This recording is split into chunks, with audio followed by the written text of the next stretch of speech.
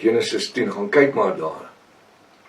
Semiramis en Nimrod, dis die katholieke, the Queen of Heaven and the Sun God.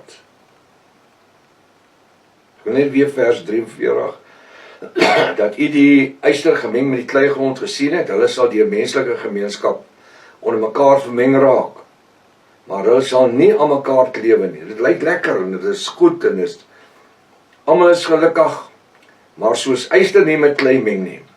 Maar in die dae van die konings, in die dae wat?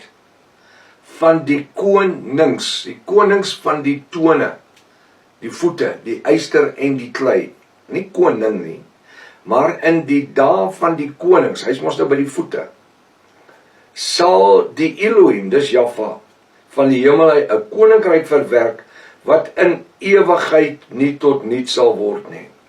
Halleluja.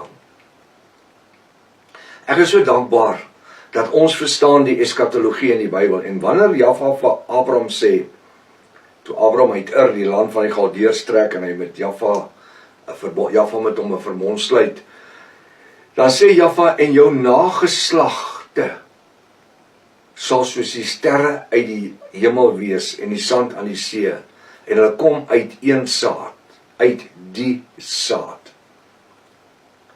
Die saad is nie Abraham se saad nie. Dis nie Isak en Jakob en die volgende ouens se saad nie. Dit verwys na die ewig lewende saad, wat uit Jahwe sou voorspring. Gaan kyk na die Jode, die Israeliete, van Abraham af tot vandag, 2026. Hulle was nog nooit oorweldigende groot nasie soos Rusland of Amerika of China of enige van die ander nie. Was maar nog altyd 'n klein landjie gewees. Hulle is nie soveel soos die sterre aan die hemel en die sand aan die see nie. Maar hulle wat uit Abraham se saad kom, saad, die bloedlyn van Juda, later aan, dan Jahwe, se moeder van naam, Miriam, kom uit die bloedlyn van Juda, want Jahwe se vader, Josef, het geen, sy aardse vader, het geen deel by die verwekking van Jahwe gehad nie, want hulle het die gemeenskap gehad nie, sy is deur die Ruach HaKodesh bevrug, sê die woord, so uit die bloedlyne, uit die saad,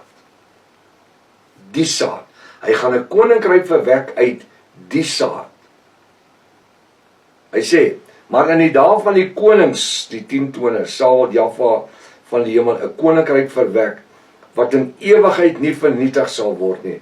Julle kan spring, en julle kan dans, en julle kan skree, en julle kan vloek, en julle kan liedjies skryf, en julle kan beledig. Julle kan nie die bo-natuurlike evangelie van Jahwe in 2026 stop nie. Ja, hulle kan ons van die internet afhaal, en van al die ander internet platforms so goed, maar weet jy wat, die saad is gesaai. Dus soos in die dae van Jahwe, dit is versprei, so dat die Romeinse ryk 'n vlees ontwikkel het. Ons kom by dit.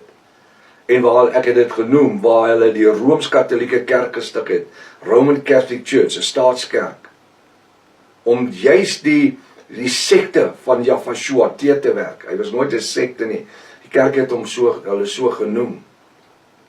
Ek kan onthou, toe ek 'n jong seun was dit 'n inding gewees by die Drie Susters kerke, om na die protestante mense te verwys, die Pinkstermense, as sektes. Want hulle het nie die antwoorde gehad nie.